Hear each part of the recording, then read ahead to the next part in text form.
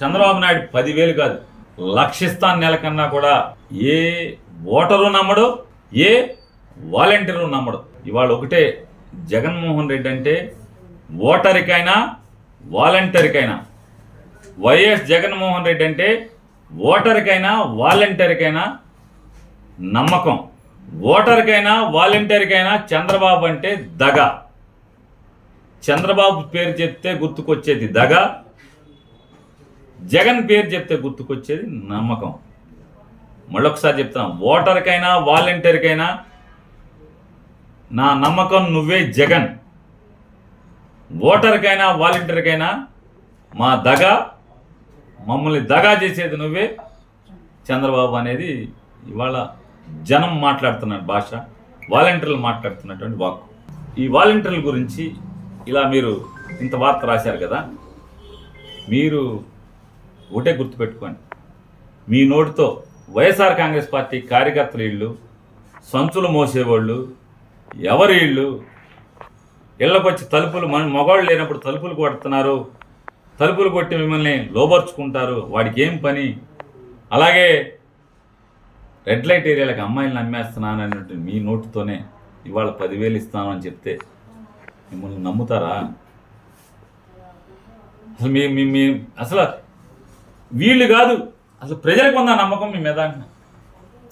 ఈ రాష్ట్రంలో ఉన్నటువంటి ప్రజలకు ఉందా నమ్మకం?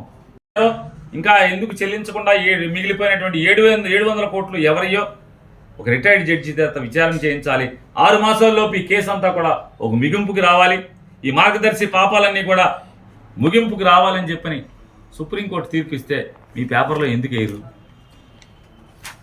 వేరే ఎవరికైనా సరే పేరు నాని మీద కేసు, లేకపోతే ఇంకోళ్ళ మీద జగన్ మీద కోర్టుకు రావట్లేదని రఘురామకృష్ణరాజు కేసు వేశాడు.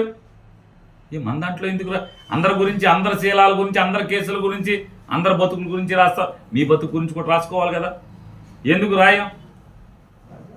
ఇవాళ నిబద్ధతతో కూడినటువంటి జీవితం, రాజకీయ జీవితం గడపనటువంటి చంద్రబాబు నాయుడు గురించి ఆహా ఓహో అని రాయటం.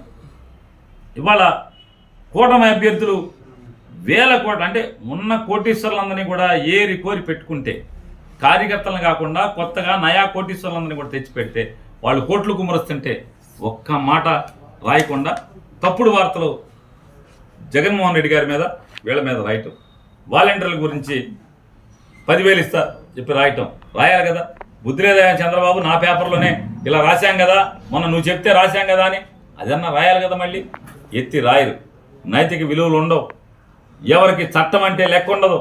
వీళ్ళు తగుదనమ్మా అని చెప్పని బయలుదేరి ఈ రకమైనటువంటి లోకానికి మాత్రం నీతులు చెప్తూ, వాళ్ళు మాత్రం పాపాలు చేస్తూ ఈ రకంగా అధికారాన్ని లేదా వ్యవస్థల్ని మేనేజ్ చేస్తూ ఏ రకంగా అనుభవిస్తున్నారు, ఏ రకంగా పెత్తందారి పోకడలతో ఎలా వీళ్ళు జీవిస్తున్నారో మనందరం కూడా ఇవాళ చూస్తూ వస్తున్నాం.